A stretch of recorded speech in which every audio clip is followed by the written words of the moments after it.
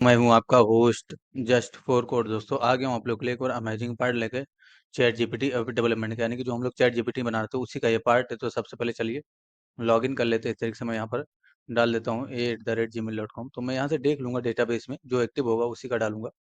तो chat GPT में जाएंगे और यहाँ पर देखिए साइन अप नाम का कॉलम होगा, वहाँ से मैं ये देखिए एक्टिव है तो कोई सा भी यहाँ से कॉपी करेंगे। और ये देखिए ना, ये भी एक्टिव है, इसका पासवर्ड है 123456 7।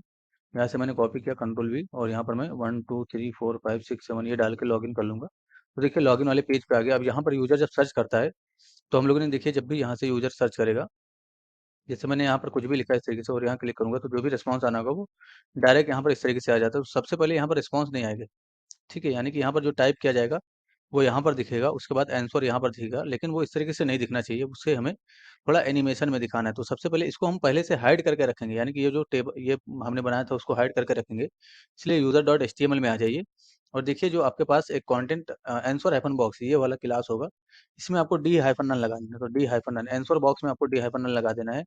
और देखिए यहाँ पर रिलोड करेंगे तो ये हमारा पहले से अब नहीं दिखेगा। अब हमें इसको भी एक साथ हाइड करना होगा, यानी कि यहाँ से लेकर ये जो हमारा डेटा है इसको भी एक साथ हाइड करना है। इसलिए इसके ऊपर देखिए ये सारा रो है ना, चैट जीपीटी के नीचे जितना भी रो होगा इस तरीके से मिनिमाइज कर लेंगे। इस तरीके से मिनिमाइज करने के बाद उसको यहाँ से लेकर यहाँ तक आंसर बॉक्स तक कंट्रोल X कर लेंगे और डॉट जीपीटी हाइफन बॉक्स इस नाम से क्लास दे देंगे, जीपीटी हाइफन बॉक्स इस तरीके से। और इसके अंदर उसको रख देंगे, इसके अंदर रख देना है। अब इसके अंदर रख दोगे तो क्या होगा, रिलोड करेंगे तो देखिए अभी अगर मैं जीपीटी हाइफन बॉक्स में डिस्प्ले नन लगाऊं तो एक बार में सब हाइड हो जाएगा। देखिए मैंने रिलोड किया तो यहाँ पर कोई भी फर्क नहीं पड़ा इससे इतना करने से, ठीक है। तो आप लोगों में भी कोई फर्क नहीं पड़ेगा। डी हाइफन नन यहाँ पर लगाऊंगा तो देखिए इतना करने से ये भी हमारा सारा हाइड हो जाएगा, ठीक है। इस तरीके से ये हाइड हो गया। तो अभी इसमें हाइड नहीं लगाना है हमें, इसमें कब हाइड लगाना है, जब हमारा रिस्पॉन्स आ जाएगा। तो यहाँ पर आइए यूजर डेटा डॉट जेएस में, देखिए हम लोगों ने रिस्पॉन्स को डायरेक्ट यहाँ पर प्रिंट किया था। तो सबसे पहले आपको क्या करना है, सबसे पहले जीपीटी हाइफन बॉक्स बॉक्स को हाइड कर देना है। तो डॉलर डॉट के साथ इसे सेलेक्ट कर लिए जीपीटी, मैं यहाँ पे लिखता हूँ जीपीटी हाइफन बॉक्स, इसको सेलेक्ट कर लेंगे जो अभी मैंने क्लास दिया और इसमें डॉट ऐड क्लास इस मेथड का यूज करेंगे और यहाँ पर डी हाइफन नन इसको ऐड कर देंगे। तो डिस्प्ले नन ऐड करने से मतलब क्या हुआ वो समझिए। उसके बाद आंसर बॉक्स को सेलेक्ट करेंगे और उसमें से रिमूव कर देंगे। तो आंसर हाइफन बॉक्स इसको सेलेक्ट करके और यहाँ पर रिमूव क्लास का यूज करेंगे इस तरीके से, ताकि हम लोग रिमूव कर सकें। तो रिमूव क्लास इसका यूज कर लीजिए, डी हाइफन एन को रिमूव कर दिया। इतना करने से क्या होगा, देखिए रिलोड किया, यहाँ से मैं कुछ भी डाल के इस तरीके से और सर्च पे क्लिक करूंगा तो देखिए अच्छा ये काम नहीं कर रहा। तो यहाँ पर आपको कैच को डिलीट करना होगा, तो यहाँ से जाइए और कैच को क्लियर कर दीजिए। तो मैं यहाँ से जाकर और कैच को क्लियर कर देता हूँ। देखिए मैंने इस तरीके से कैच को क्लियर किया, क्लियर हो रहा है। तो आपको भी कैच क्लियर कर लेना है। उसके बाद रिलोड करेंगे, फिर से टेस्टिंग करने के लिए मैंने रिलोड किया और यहाँ पर मैंने इस तरीके से लिखा और यहाँ क्लिक करूंगा तो देखिए हमारा वो बॉक्स हाइड हो गया और ये आला आ गया, ठीक है।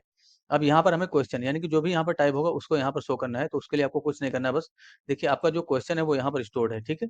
तो इसका यूज कर लेना है। तो वो क्वेश्चन कहाँ शो करना है, आंसर वाले बॉक्स में आइए जरा, आंसर वाले बॉक्स में ये देखिए इसको ओपन करिए और यहाँ पर देखिए आपने एक क्लास लगा रखा होगा क्वेश्चन हाइपन, ये रहा है ना क्वेश्चन, कॉपी करिए इसको कंट्रोल C करके और यहाँ पर आ जाइए यूजर डॉट जेएस में और डॉलर के साथ यहाँ पर इसके जस्ट बाद यहाँ पर आप सेलेक्ट कर लीजिए डॉलर डॉट क्वेश्चन और यहाँ पर आपको डॉट HTML इसका डिफाइन करना है इस तरीके से। तो इसमें हमें बोल्ड टैग में जो भी होगा HTML डिफाइन करेंगे और इसमें हम लोग रिस्पॉन्स नहीं क्वेश्चन को ही टाइप कर देंगे, ठीक है। तो यहाँ पर क्वेश्चन लिख दिया इस तरीके से। तो इतना करने से क्या होगा, एक एक चीज मैं क्यों समझा रहा हूँ ताकि आप लोग को समझ में आए। देखिए यहाँ पर मैंने जो भी टाइप किया इस तरीके से कुछ भी टाइप करूंगा और यहाँ पर क्लिक करूंगा तो देखिए यहाँ पर ये आ गया, ठीक है, यानी कि क्वेश्चन यहाँ पर आ जाएगा। अब हमें यहाँ पर आंसर टाइप करना है।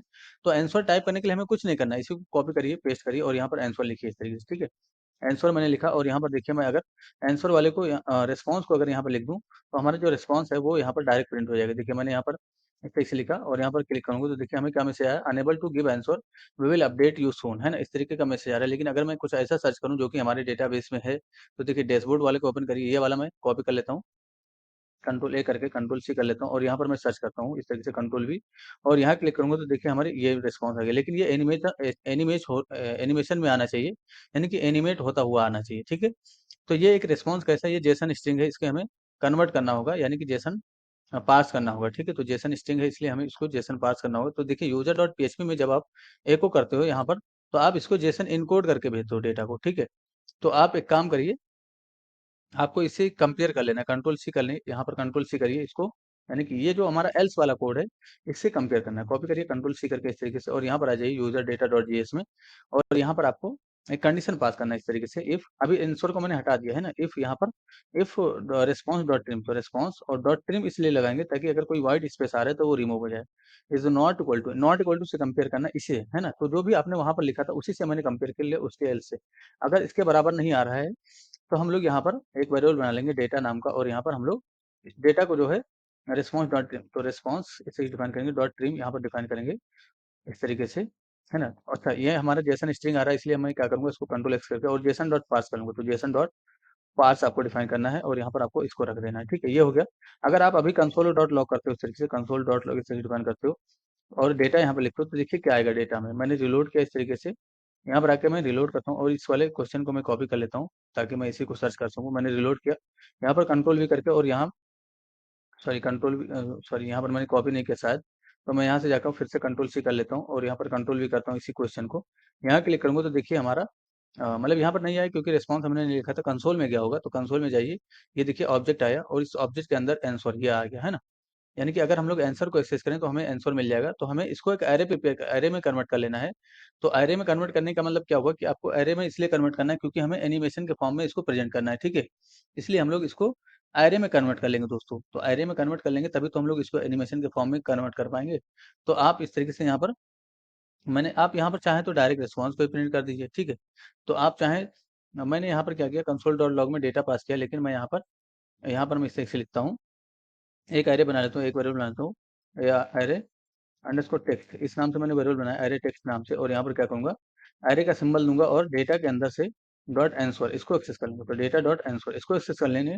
तो अगर आप अब कंसोल डॉट लॉग करते हो इस तरीके से, तो देखिए क्या है, कंसोल डॉट लॉग मैंने डिफाइन किया इस तरीके से, एनिमेशन में कन्वर्ट करना है इसलिए ऐसा करना पड़ रहा है। तो एरे टेक्स्ट इसको मैं अगर मैं कन्वर्ट करूँ, यानी कि अब मैं कंसोल करूँ, यहाँ पर आकर रिलोड करके और टेस्टिंग करूँ, देखिए मैंने रिलोड किया, इसको मैं कट कर देता हूँ। यहाँ पर मैंने इसको कॉपी कर लिया ताकि मैं इसको सर्च कर सकूँ, मैंने रिलोड करके और यहाँ पर कंट्रोल भी किया, यहाँ क्लिक करूंगा तो देखिए अब क्या आया होगा कंट्रोल में, ये देखिए, तो ये एक एरे में आ गया और इसके जीरो इंडेक्स पे डायरेक्ट वो डेटा आ गया, जो कि हमें अभी क्या था, एरे ऑफ ऑब्जेक्ट था, इससे पहले जो हमारा ये डेटा था वो एरे ऑफ ऑब्जेक्ट था, लेकिन अब ये नॉर्मल एरे है, इसके जीरो इंडेक्स को एक्सेस करेंगे तो हमें ये डेटा मिल जाएगा। तो हमें अब इसको जो है एनिमेशन में कन्वर्ट करना है, तो एनिमेशन में कन्वर्ट करना बड़ा ही आसान है दोस्तों। यहाँ पर आइए, एक वेरिएबल बना लीजिए इंडेक्स नाम का और इसको जीरो रखिए, ठीक है। आप यहाँ पर कैर इंडेक्स इस नाम से वेरिएबल बनाइए, कैर अंडरस्कोर इंडेक्स इस नाम से मैंने वेरिएबल बनाया, और यहाँ पर कैर इंडेक्स को मैं जीरो रखता हूँ और इसी में काम करूँगा। तो सबसे पहले एक एनिमेशन इस नाम से फंक्शन कॉल कर देता हूँ, यहीं पर मैंने कॉल कर दिया, और एनिमेशन इस नाम से मैंने फंक्शन कॉल किया, ठीक है। तो यहाँ पर एनिमेशन इस नाम से मैंने फंक्शन कॉल किया और इसका डिफिनेशन मैं इसके जस्ट नीचे करूँगा, एनिमेशन के नाम से ही, है ना, एनिमेशन नाम दिया और यहाँ पर काम करूँगा इस तरीके से। तो सबसे पहले जहाँ पर जिसमें आपको मतलब शो करना है, यानी कि जो जिसमें आपको शो करना है उस एलिमेंट को सेलेक्ट कर लेना है, तो एलिमेंट को आपको जावास्क्रिप्ट के मेथड से सेलेक्ट करना है, ठीक है। तो आंसर में सेलेक्ट करना है, इसलिए यहाँ पर एक वेरिएबल बना लूंगा मैं, एक वेरिएबल बना लूंगा आंसर, आंसर पीएल यानी कि एलिमेंट, है ना, और यहाँ पर क्या करूंगा, डॉक्यूमेंट डॉट क्वेरी सेलेक्टर का यूज करूंगा इस तरीके से, और यहाँ पर मैं उसको सेलेक्ट करूंगा। तो क्वेरी सेलेक्टर मैंने डिफाइन किया और यहाँ पर डॉट लगा के आंसर को मैंने सेलेक्ट कर लिया। आंसर का मतलब क्या हो गया कि आंसर वाला एलिमेंट मैंने सेलेक्ट कर लिया, तो इसको जावास्क्रिप्ट फॉर्म में आपको सेलेक्ट करना है, ठीक है।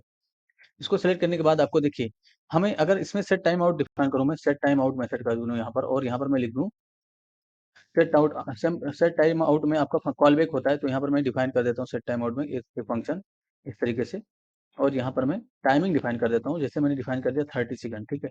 और यहाँ पर देखिए 30 सेकंड डिफाइन करने के बाद यहाँ पर मैं अपने फंक्शन को कॉल कर देता हूँ, यहाँ पर कॉमा जरूर देंगे इस तरीके से, उसके बाद 30, तो यहाँ पर मैं फंक्शन को कॉल कर देता हूँ एनिमेशन वाले को, तो मैं एनिमेशन वाले को कॉल किया इस तरीके से, और देखिए जरा कंसोल डॉट, और यहाँ पर मैं इंडेक्स प्लस प्लस कर देता हूँ, कंसोल डॉट लॉग का यूज करता हूँ इस तरीके से, और यहाँ पर मैं इंडेक्स को प्लस प्लस कर देता हूँ, तो इंडेक्स सॉरी कैर इंडेक्स जो है उसको प्लस प्लस करता हूँ, कैर इंडेक्स प्लस प्लस इस सेक्शन में डिफाइन किया। तो देखिए अभी क्या होगा, यहाँ पर देखिए मैंने रिलोड किया, अभी मैंने रिलोड किया, इंस्पेक्ट करूंगा तो देखिए कंसोल में क्या चल रहा होगा, एक नंबर चल रहा होगा, है ना। मैंने कंसोल में गया तो ये देखिए, है ना, यहाँ पर कंसोल में जाता हूँ इस तरीके से, यहाँ पर कुछ नहीं आ रहा है, तो मैं देख लेता हूँ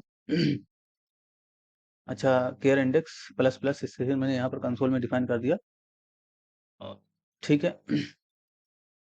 हम्म,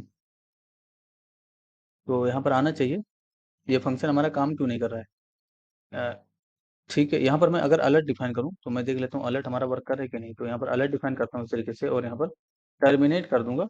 उसके बाद यहाँ पर आकर रिलोड करूंगा तो देखिए अलर्ट भी नहीं हो रहा है, इसका मतलब हमारा ये काम नहीं कर रहा है, ठीक है। तो कंसोल यू करके और यहाँ पर मैं देख लेता हूँ हमारा कोड अपडेट हो रहा है कि नहीं हो रहा है, तो नीचे जाऊंगा जो जेएस वाला फाइल होगा, ओहो मैंने फ़ोटो ओपन कर लिया, जेएस वाला फ़ाइल को ओपन करूँगा इस तरीके से, और यहाँ पर देखिए, हाँ, ठीक है, यहाँ पर अपडेट तो हो रहा है। तो मैं क्या करता हूँ, ठीक है, मैं देखता हूँ और कुछ लिख के यहाँ पर काम कर रहा है कि नहीं। यहाँ पर आ जाइए ज़रा, और अलर्ट हटाइए, यहाँ से अलर्ट हटाइए। इस तरीके से मैंने अलर्ट हटाया, इसको मैंने फंक्शन कॉल कर दिया है। पेज अच्छा अच्छा रिक्वेस्ट करेंगे तब ये हमारा फंक्शन कॉल होगा। सॉरी दोस्तों, कंसोल डॉट लॉग यहाँ पर मैंने डिफाइन किया इस तरीके से। रिक्वेस्ट हमने नहीं किया क्योंकि देखिए रिक्वेस्ट करने के बाद ही रिस्पॉन्स आएगा, तब यहाँ पर ये काम करेगा। ठीक है, तो देखिए रिलोड करता हूँ इस तरीके से, और यहाँ पर मैं सर्च कर लेता हूँ इसको, कंट्रोल सी करके यहाँ पर मैंने यहाँ पर कंट्रोल भी किया। यहाँ क्लिक करूंगा तो देखिए रिक्वेस्ट हमारा हो गया होगा। इंस्पेक्ट करेंगे और कंसोल में जाएंगे तो देखिए हमारा ये नंबर चल रहा है। ठीक है, तो ये फंक्शन चल रहा है हमारा। ठीक है, यानी कि ये फंक्शन हमारा चल रहा है इस तरीके से। तो ये कितनी बार चलेगा, ये देखिए अनलिमिटेड टाइम चलेगा। ठीक है, यहाँ पर कट करिए इसको। उसके बाद हमें क्या करना है, अब हमें एनिमेशन चलाने के लिए बस कुछ नहीं करना है। यहाँ पर इसको मैं हटा देता हूँ, इस तरीके से मैंने हटाया कंसोल को, और यहाँ पर मैं मतलब जो हमारा इंडेक्स है केयर इंडेक्स, उसको प्लस प्लस कर देता हूँ। केयर इंडेक्स प्लस प्लस इसी डिफाइन करता हूँ, और यहाँ पर मैं मतलब आंसर वाले एलिमेंट का यूज़ करूँगा। तो answer element dot inner HTML इस तरह से आपको डिफाइन करना है। और यहाँ पर आपको डेटा का, यानी कि जो हमारा डेटा है, सॉरी एरे कौन सा है हमारा, एरे टेक्स्ट इस तरह से यूज़ करना है, और इसके जीरो इंडेक्स को इस तरह से एक्सेस कर लेना है, और इसमें डॉट स्लाइस मेथड को पास करना है। तो डॉट स्लाइस इस मेथड को पास करना है, इस तरह से स्लाइस मेथड को देख लीजिए ध्यान से, स्लाइस ही लिखना है आपको, है ना, डॉट स्लाइस इस मेथड को पास करना है। और यहाँ पर आपको लिखना है जीरो कामा, जीरो का मतलब हो गया कि जीरो, पहले तो जीरो से स्टार्ट होगा, उसके बाद केयर इंडेक्स, यानी कि केयर इंडेक्स प्लस प्लस हो रहा है ना, तो केयर इंडेक्स को हम यहाँ पर लिखते हैं। तो स्लाइस मेथड अगर आप लोगों ने पढ़ा होगा तो ये चीज़ समझ में आ रहा होगा। कहने का मतलब ये है कि स्लाइस में वो डेटा आपको प्रिंट करता है। जैसे मैंने जीरो और यहाँ पर लिख दिया 5, तो जीरो से लेकर 5 तक करेक्टर प्रिंट करना है, लेकिन हमें यहाँ पर केयर इंडेक्स तक प्रिंट करना है, इसलिए यहाँ पर केयर इंडेक्स को लिख देंगे। तो जीरो केयर इंडेक्स इस सही डिफाइन करेंगे, ताकि जितना भी कैरेक्टर में इंडेक्स, यानी कैरेक्टर का मतलब ये हो गया, केयर इंडेक्स का मतलब ये हुआ हमारा प्लस प्लस होगा। और जीरो का हमने कहाँ पास किया है, इसमें स्लाइस किया है। ठीक है, इसमें एरे में, यानी कि जो एरे टेक्स्ट आ रहा है उसमें हमने स्लाइस किया है, स्लाइस मेथड को पास किया, और जीरो से स्टार्ट किया है। ठीक है, ताकि जीरो से स्टार्ट हो, केयर इंडेक्स को मैंने यहाँ पर डिफाइन कर दिया। अब हमें क्या करना है, इसके साथ अगर आपको कुछ भी कॉन्केट करना है, जैसे इसके आगे प्लस लगा के मैं ये कॉन्केट कर देता हूँ, यानी कि जो और का सिंबल होता है ना, इसको मैंने कॉन्केट कर दिया, और टर्मिनेट कर दूंगा इसको लास्ट में। टर्मिनेट करने के बाद आपको यहाँ पर आके देखिए मैंने रिलोड किया इस तरीके से, और यहाँ पर अब मैं फिर से सर्च करूंगा वही चीज़, कंट्रोल भी करता हूँ। तो यहाँ पर मैंने सर्च किया, यहाँ पर क्लिक करूंगा तो देखिए इस तरीके से हमारा ये चलने लगा है ना, ये देखिए ना, इस तरीके से चलने लगा ये। तो ये कब रुकेगा, जब इसमें करेक्टर खत्म हो जाएगा। तो जब करेक्टर खत्म हो जाएगा तो रुकेगा ये। यहाँ पर देखिए ये चल रहा है, तो अभी इसमें करेक्टर क्लास नहीं हुआ, तो इसका और ज़्यादा स्पीड कर सकते हो आप। इसको और ज़्यादा स्पीड कैसे करोगे, आपको बस ये वाला टाइम बढ़ा देना है, यानी कि ये टाइम और कम कर देना है। ठीक है, तो ये और ज़्यादा स्पीड हो जाएगा। अगर स्लो करना है तो इस टाइम को बढ़ा देंगे। ठीक है, तो ये मिली सेकंड होता है, एक 1000 इक्वल टू 1 सेकंड होता है। यहाँ पर अगर आपने 1000 लिख दिया तो 1 सेकंड में ये करेक्टर अपडेट होगा। ये देखिए खत्म हो गया, तो ये रुक गया। तो खत्म होने के अब ये जो डेटा इस तरीके से नहीं समझ में आएगा। अगर किसी का डेट ऑफ बर्थ है, हु इज एलन मस्क, तो एलन मस्क के बारे में अगर आपको अपडेट करना है डेटा, तो हम लोग किस तरीके से डेटा लिखेंगे वो समझिए सबसे पहले। तो ये तो हमारा हो गया एनिमेशन का काम। अच्छा, एनिमेशन होने के बाद हमें इसको रोक देना है, यानी कि जो हमारा सेट टाइम आउट है इसको रोक देना है। तो एक वेरिएबल बना लीजिए जरा इस तरीके से, यहाँ पर माई टाइम आउट है ना, तो माई टाइम आउट इस नाम से मैंने वेरिएबल बनाया है। यहाँ पर इसको स्टोर कर लूंगा, और मैं यहाँ पर एक कंडीशन पास करता हूँ, इफ हमारा जो केयर इंडेक्स है, केयर इंडेक्स इक्वल टू मैं डिफाइन कर देता हूँ data zero dot length, data इससे डिफाइन करता हूँ जीरो डॉट लेंथ, इसे में डिफाइन किया। अगर इसके बराबर हो जाता है, डेटा जीरो डॉट LENGTH होता है दोस्तों, LENGTH है ना, अगर इसके बराबर हो गया तो हम यहाँ पर केयर इंडेक्स को टर्मिनेट कर दें, यानी कि रोक देंगे। तो कौन सा मेथड होता है, क्लियर टाइम आउट होता है ना, क्लियर टाइम आउट, इसका यूज करेंगे क्लियर टाइम आउट। और यहाँ पर आपको लिख देना है अपने टाइम आउट का नाम। तो माई टाइम आउट इसमें वेरिएबल में स्टोर कर रखा है मैंने, इसलिए वो लिख दिया, तो हमारा टाइम आउट रुक जाएगा इससे। ठीक है, अब देखिए अब हमें डेटा किस तरीके से स्टोर करना है, अभी भी वही डेटा आएगा, सर्च में कंट्रोल सी करेंगे। यहाँ पर मैंने रिलोड किया, कंट्रोल भी करूंगा इस तरीके से, यहाँ पर क्लिक करूंगा तो देखिए यहाँ पर हमारा क्लियर टाइम आउट कैसे हो गया यहाँ पर। अच्छा चल क्यों नहीं रहा है, फिर से टेस्टिंग करता हूँ। यहाँ पर मैंने कंट्रोल भी किया, और यहाँ पर क्लिक करूंगा तो देखिए ओ सिर्फ आ रहा है। तो ओ क्यों आ रहा है खाली, यहाँ पर देखता हूँ, यहाँ पर लास्ट में ओ है क्या, मैं भी बताता हूँ आप लोग को दोस्तों, समझा दूंगा, ऐसी कोई बात नहीं। एंड में जाना है मुझे। अच्छा, और शुरुआत में क्या है, सिर्फ ओ आ रहा है यहाँ पर, लेकिन हमारा ये क्लियर क्लियर इंटरवल हो जा रहा है शायद। डेटा जीरो डॉट लेंथ, चलिए इसको अभी हटाइए, इसको अभी हटाइए, यानी कि ये जो कोड है इसको हटा दीजिए जरा। मैंने रिलोड किया फिर से, यहाँ पर आके और टेस्टिंग करूंगा, तो मैंने वो कोड हटा दिया है। कंट्रोल भी करूंगा और यहाँ क्लिक करूंगा तो देखिए हमारा ये चलने लगा। तो मैंने वो कोड रिप्लेस कर दिया, इसको मैं आपको बताऊंगा कि कैसे लिखना है, ठीक है। तो फिलहाल मैंने ये हटा दिया है इस तरीके से। अब देखिए जरा हमें इसको कैसे स्टोर करना चाहिए डेटाबेस में, वो समझिए। जैसे अगर आप सबसे पहले यहाँ पर आ जाइए और डैशबोर्ड वाला जो डेटाबेस है उसको डिलीट कर दें, तो स्क्रॉल में आएंगे और यहाँ पर ड्रॉप डेटाबेस का, सॉरी ड्रॉप टेबल का यूज करेंगे इस तरीके से, ड्रॉप टेबल, ठीक है, इस तरीके से ड्राइंग करेंगे और यहाँ पर हम लोग डैशबोर्ड वाले को डिलीट कर देंगे। डैशबोर्ड को मैंने यहाँ पर गो पे क्लिक कर दिया इस तरीके से, मैंने गो पे क्लिक करके डिलीट कर दिया। अब सपोज करो आपको, अब डेटा स्टोर करने के लिए हमारे पास एक पेज है, कंट्रोल सी करिए इसको, यहाँ पर मैं कंट्रोल भी कर लेता हूँ। डैशबोर्ड नाम का पेज है, तो यहाँ पर यूजर डॉट एच ओपन है अभी, यहाँ पर हम लोग डैशबोर्ड डॉट एच इसको ओपन कर लेंगे, तो देखिए हमारा डैश बोर्ड, यहाँ पर स्पेलिंग मिस्टेक हो गया, सही से लिखूंगा मैं। तो डैशबोर्ड वाले को आपको ओपन कर लेना है इस तरीके से, ये देखिए ओपन हो गया, यहाँ से हम लोग अपलोड करते हैं, ठीक है। तो जैसे मैंने हु इज एलन मस्क ये लिखना है। अब इनका डेटा अगर आपको, जैसे मैंने हु इज एलन मस्क लिखा और सपोज करो यहाँ पर मैं सर्च कर लेता हूँ हु इज एलन मस्क है ना, हु इज एलन मस्क, मैंने ये सर्च कर लिया यहाँ पर, ये देखिए मैंने सर्च कर लिया। अब यहाँ पर एलन मस्क के बारे में अगर आपको जाना है विकिपीडिया में, ये देखिए यहाँ पर विकिपीडिया है, या आपको विकिपीडिया में ना जाना पड़े तो यहाँ पर आपको लिखना है, ये देखिए बैक करिए और ये देखिए एलन मस्क के बारे में यहाँ पर सारी चीजें डिफाइंड होगी है ना इस तरीके से। तो यहाँ पर आपको सबसे पहले जैसे इसको डिफाइन करना है तो कॉपी करिए कंट्रोल सी करके और यहाँ पर आपको आना है अपने टेक्स्ट एरिया में, यानी कि यहाँ पर आना है, कंट्रोल भी करिए और इसको आपको किसी टैग से घेर देना है। जैसे मैंने यहाँ पर H2 का यूज कर लिया, ठीक है, तो H2 का मैंने यहाँ पर यूज कर लिया। H2 से जब मैं घेर दूंगा तो ये H2 में ही प्रेजेंट होगा वहां पर, ठीक है। और यहाँ पर भी H2 को स्टार्ट कर देता हूँ, ठीक है, मैंने H2 को स्टार्ट, तो जिस तरीके से डेटा स्टोर करना है वो मैं आपको बता रहा हूँ। उसके बाद सपोर्ट करो ये लिखना है, इसके बाद जस्ट कंट्रोल सी करिए और यहाँ पर आपको पी टैग से लिखना है इसको, ठीक है। तो यहाँ पर आपको इस तरीके से पी टेक को स्टार्ट करना है, इस तरीके से पी टेक को, और यहाँ पर पी टेक से लॉक कर देना है, इसको कंट्रोल भी कर देना है, सॉरी कंट्रोल जेड करूंगा, यहाँ पर पी टेक से लॉक करना है, इसलिए यहाँ पर कंट्रोल भी पी टेक करेंगे। उसके बाद देखिए आपको ये डेटा लिखना है, अगर ये चीज लिखना है इसको कंट्रोल सी करिए और यहाँ पर आपको स्मॉल टेक से या किसी भी और टेक से लॉक कर देना है। तो आपको यहाँ पर लॉक करना है, किसी भी टेक से आप लॉक कर सकते हो। तो जैसे मैं स्मॉल टेक का यूज कर लेता हूँ यहाँ पर, ठीक है, इस तरीके से मैंने लिखा स्मॉल है ना, यहाँ पर लिखा और यहाँ पर मैं स्मॉल कर देता हूँ और यहाँ पर मैं कंट्रोल भी कर दूंगा, तो ये डेटा स्मॉल टेक्स्ट से लॉक हो जाएगा। उसके बाद सपोज करो यहाँ पर देखिए यहाँ पर आ जाऊंगा फिर से और देखिए बॉर्न इससे इस लिखा हुआ है तो इसको कॉपी कर लेता हूँ कंट्रोल सी करके और यहाँ पर मैं डिफाइन कर देता हूँ इसके जस्ट नीचे, यानी कि टेक्स्ट एरिया के नीचे यहाँ पर इंटर करके कंट्रोल भी, अच्छा ब्रेक भी अच्छा ब्रेक लगाने की जरूरत नहीं है, यहाँ पर कंट्रोल एक्स करेंगे और इसको बोल्ड टेक्स्ट से लॉक कर देंगे। तो यहाँ पर आप लोग जैसे बी टेक का यूज करिए और यहाँ पर आपको बी टेक का यूज करना है इस तरीके से और यहाँ पर कंट्रोल भी कर देना है। तो इसी तरीके से आपको डेटा को स्टोर करना है, ठीक है, यानी कि जो एलन मस्क से रिलेटेड डेटा होगा वो इसी तरीके से स्टोर करना है। उसके बाद बॉर्न हो गया और हाइट वगैरह अगर आपको डिफाइन करना होगा तो इस तरीके से इसको कॉपी करिए कंट्रोल सी करके और अगर बोल्ड टैग यूज करें तो जो भी ब्लॉक अनब्लॉक टैग होगा उसके बाद जस्ट बी आर का यूज कर लेंगे यहाँ पर ताकि ब्रेक हो जाए, ठीक है। तो बी आर का यूज कर लेंगे, तो यहाँ पर आपने बी आर का यूज किया, उसके बाद फिर से कंट्रोल भी करिए और यहाँ पर हाइट को आपको डिफाइन करना है तो कंट्रोल एक्स करिए और यहाँ पर बी टेक से इसको भी लॉक कर दिए। तो हाइट को भी मैंने क्या किया, बी टेक से लॉक किया इस तरीके से, है ना। यहाँ पर मैंने बी टेक का यूज कर लिया और कंट्रोल भी कर दूंगा। उसके बाद जस्ट यहाँ पर बी आर का भी यूज कर लूंगा ताकि ब्रेक हो जाए, ठीक है। तो मैंने बी आर का यूज कर लिया, उसके बाद देखिए ये आपको लिखना है तो कॉपी करिए कंट्रोल सी करके नेटवर्क इसका और यहाँ पर आपको टेक्स्ट एरिया में आना है फिर से। तो इसी तरीके से आपको डेटा स्टोर करना होगा, तो कितना भी टाइम लगे आपको डेटा इसी तरीके से स्टोर करना है। देखिए मैंने नेटवर्क और यहाँ पर कंट्रोल एक्स किया और यहाँ पर इसको भी मैं बी टैग से लॉक कर देता हूँ, ठीक है। बस इतना ही करता हूँ, आप लोग को जितना जिस तरीके से डेटा स्टोर करना होगा उस तरीके का टैग यहाँ पर यूज कर लेंगे, कंट्रोल भी कर दिया। अब मैं यहाँ पर स्टोर क्लिक करूंगा तो देखिए सक्सेस, यानी कि डेटा स्टोर हो गया हमारा। अब जैसे मैं एलोन मस्क को यहाँ पर फिर से सर्च करूँ, देखिए यहाँ पर आके मैं आपको दिखाता हूँ, रिलोड करूंगा तो देखिए डैशबोर्ड नाम का एक टेबल बना और इसमें देखिए ये आ गया एलोन मस्क, कंट्रोल ए करिए कंट्रोल सी करिए और फिर से आके यहाँ पर सर्च करिए, जरा रिलोड करेंगे, यहाँ पर कंट्रोल भी करेंगे, इस तरीके से सर्च करूंगा तो देखिए यहाँ पर एलोन मस्क इस तरीके से आया और यहाँ पर स्मॉल टेक्स्ट से वो डेटा आया, ये देखते हैं ना इस तरीके से आ रहा है। तो ये आपके ऊपर है कि किस तरीके से यहाँ पर शो करना है। देखिए ये डेटा इस तरीके से चल रहा है, इसके बाद जो हमने बी टेक से लॉक किया होगा वो बी टेक में आएगा, है ना। ये देखिए बॉर्न, इसके बाद बीरक लगाना है, यहाँ पर देखिए बी आर का यूज करना है इस तरीके से ना, नेटवर्क आ गया।